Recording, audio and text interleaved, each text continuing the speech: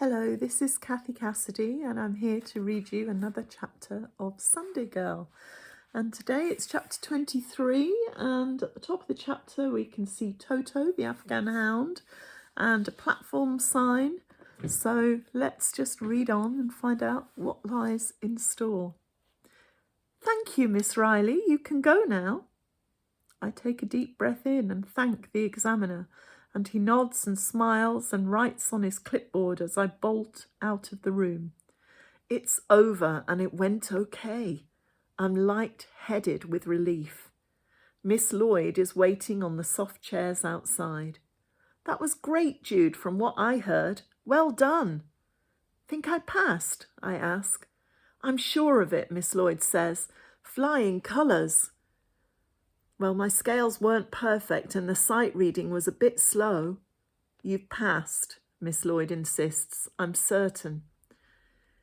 I hand her the small package wrapped in tissue paper.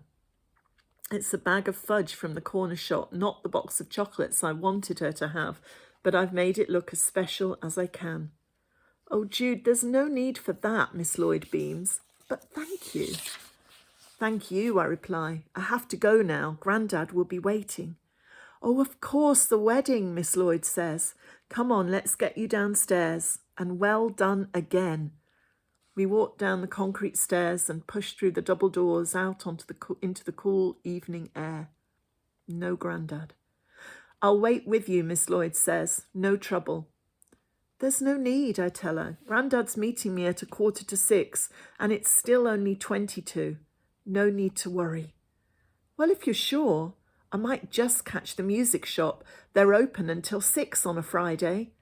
Miss Lloyd pats my arm proudly, winks and walks briskly away. I check my watch. 5:42. I scan the crowded pavement, still glowing with the adrenaline buzz of the exam. Grandad knows exactly where we're meeting. I pointed it out from the bus last week. Plenty of time. Jude! Mum is weaving along the busy pavement in and out of shoppers with her red shoes and her pink leather jacket, and Toto loping ahead of her on the lead. In spite of everything, my heart soars. She's come to see how I did. Mum, I didn't expect to see you here. It went well, I think. A few little mistakes, but apart from that... What? Mum looks puzzled. Oh, the exam.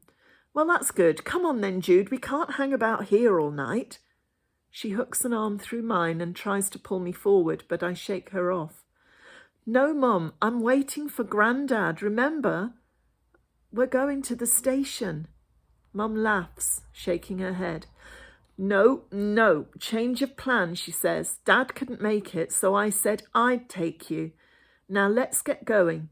She marches off along the crowded pavement, leaving me to run along behind. Why couldn't Grandad make it, I demand. What's happened? Nothing's happened. He just asked if I'd do it, she says. Come on. My head is buzzing.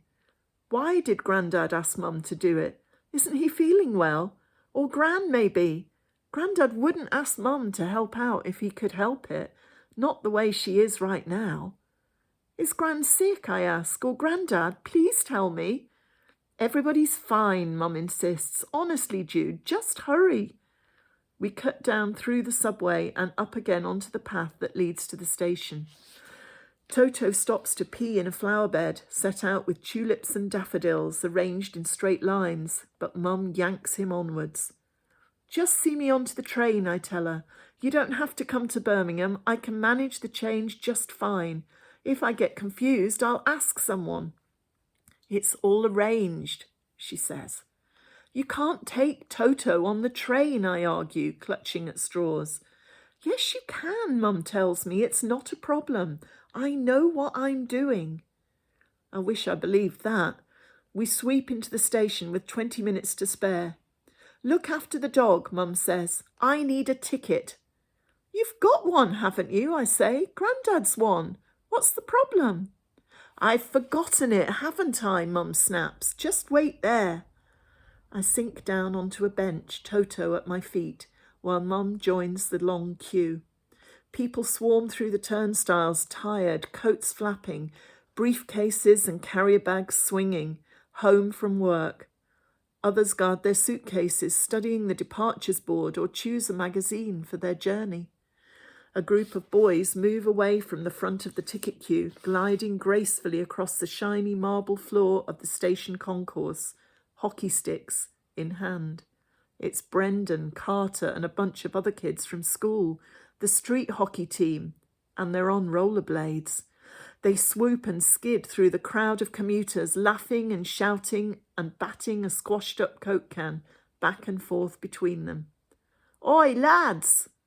A couple of station officials run forward, trying to break up the Coke can game. But the bladers are too quick, too clever. They shoot forward, tickets ready, and disappear through the ticket barriers onto the platform. All except Carter. The officials have cornered him somewhere near the magazine stall, backing him up against the wall. A small crowd of onlookers watch, amused. I can't hear what the station officials are saying, but it's obviously some kind of warning. Carter is trying to argue, but the officials stay stern.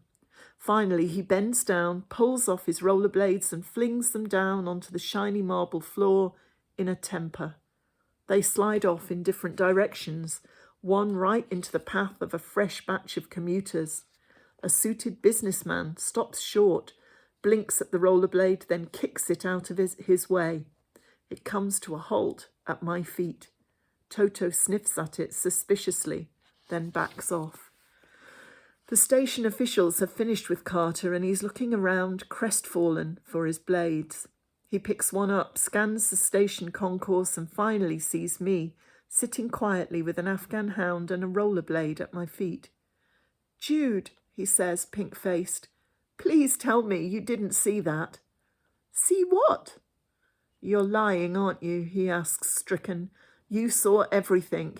Why am I such an idiot?" "You want me to answer that?" "Just my luck," he says, flopping down onto the bench beside me. Toto, not known for his manners, starts snuffling at Carter's socks. "Hey," he protests, "they were clean on yesterday." "This is Toto," I explain. "Hi, Toto." He offers his hand for Toto to sniff and is rewarded with a swift lick. Looks like he likes me. Clever dog. I think I've missed my train now anyway. We had a match fixed up out in Canley. Good job I was only the reserve. "Have you ever thought of trying a different hobby?" I ask. "One you're actually good at?" Carter looks puzzled. "Where's the challenge in that?" "Just a thought," I say. Carter shrugs. "Wasn't it your piano exam today?" "Yep, it went okay." "Of course it did. You practice all the time. Too much, probably. You should practice less and hang out with me. It would give your playing a bit of edge." "You think?" "I think. Definitely." His hazel eyes twinkle. "You need to practice all the time to get good at something," I tell him. "I know," Carter says. "All I'm saying is practice something different. Practice hanging out with me. Like you say, we'd get pretty good at it eventually." "Hanging out is not a skill," I argue. "You just do it." "So?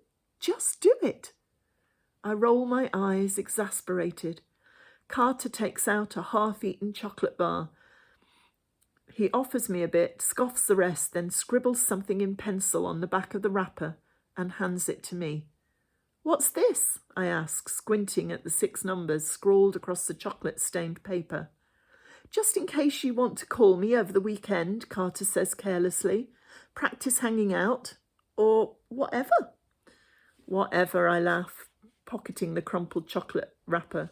Mum has left the ticket queue and is making for the magazine stall, her red shoes making a clickety-click sound on the cool marble floor. "So where are you going?" Carter wants to know. "Tea out in Birmingham as a treat? Front row tickets for a symphony orchestra? Croft's dog show?"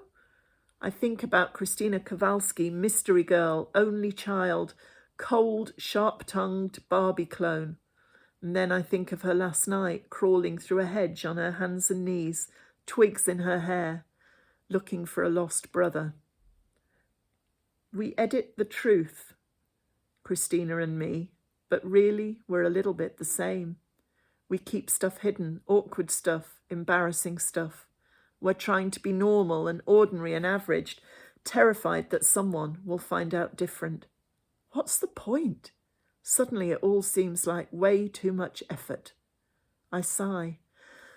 I'm going to Scotland for my dad's wedding. Carter opens his eyes wide. What?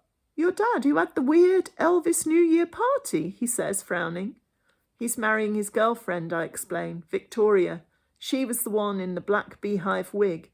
They're, kind of carrying on the Elvis theme. Seriously, Carter asks, an Elvis wedding? No way. Way, I tell him. Cool, he breathes. Are you a bridesmaid then? You'll have to show me the photos. There will be no photos, I say sternly, and you are not to tell anyone at school about this, okay?